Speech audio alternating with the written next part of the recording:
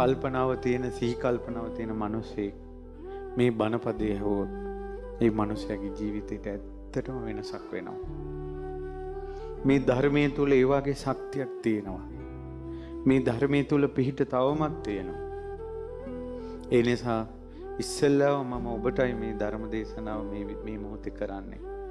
මෙතන සිටින පිරිස ඉස්සෙල්ලාම සවන් යොමු කරගෙන අහන්න. ලෝකේ කොතනක හරි කෙනෙක් මේ බණ අහනවාද? ඒ අය සවන් යොමු කරගෙන අහන්න.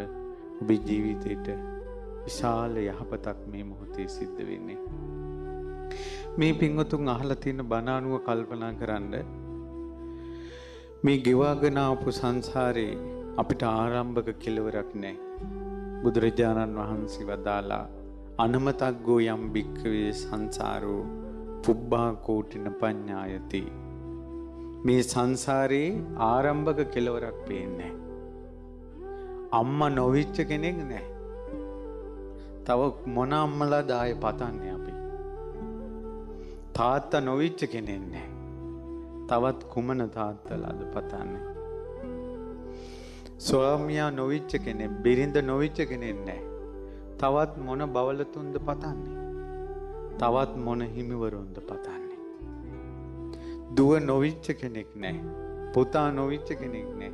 තවත් කුමන දරුවන්ද පතන්නේ? මේ මහ පොළොවේ හිස තියපු නැති තැනක් නැහැ.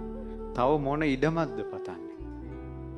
මේ අහසේ පියාසර නොකරපු තැනක් නැහැ. සියල්ල දන්නා වූ දක්නා වූ ලෞතර බුදුරජාණන් වහන්සේ 80 වෙනි වියේදී කොසිනාරාවේ මල්ල රජදරුවන්ගේ සල්වනේ සල් රුක් දෙකක් අතර පැන වූ යහනේ සැතපෙනකොට පිරිනිවන් වඩින්න බුදුරජාණන් වහන්සේ ආනන්ද ස්වාමීන් වහන්සේට වදාලා, පින්වත් ආනන්ද, මම මේ සැතපීලා ඉන්න ඉරියව්වේ මේ විදිහටම මීට කලින් 6 වතාවක් මෙතනම අවසන් හුස්ම හෙල්ලලා තියෙනවා කිව්වා. මේ කල්පේ විතරක්. බුදු කෙනෙකුටත් එසේනම් බුදුරු සාමාන්‍යයෙන් බහුල වශයෙන් බ්‍රහ්ම ලෝකේ වාසය කරන්නේ සසරේ. බෝධිසත්වයන්ගේ මහගෙදර බ්‍රහ්ම ලෝකේ. රහතන් වහන්සේලාගේ මහගෙදර තව්තිසාව. ඊළඟට නිවන් දකින්න ඉන්න අයගේ මහගෙදර තුසිතේ.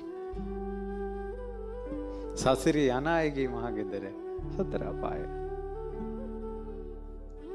ඉතින් වැඩිමනක්ම බ්‍රහ්ම ලෝකේ හිටපු මහ බෝධිසත්වයෝ මේ මහ පොළොවේ අවසන් හුස්ම හෙලපු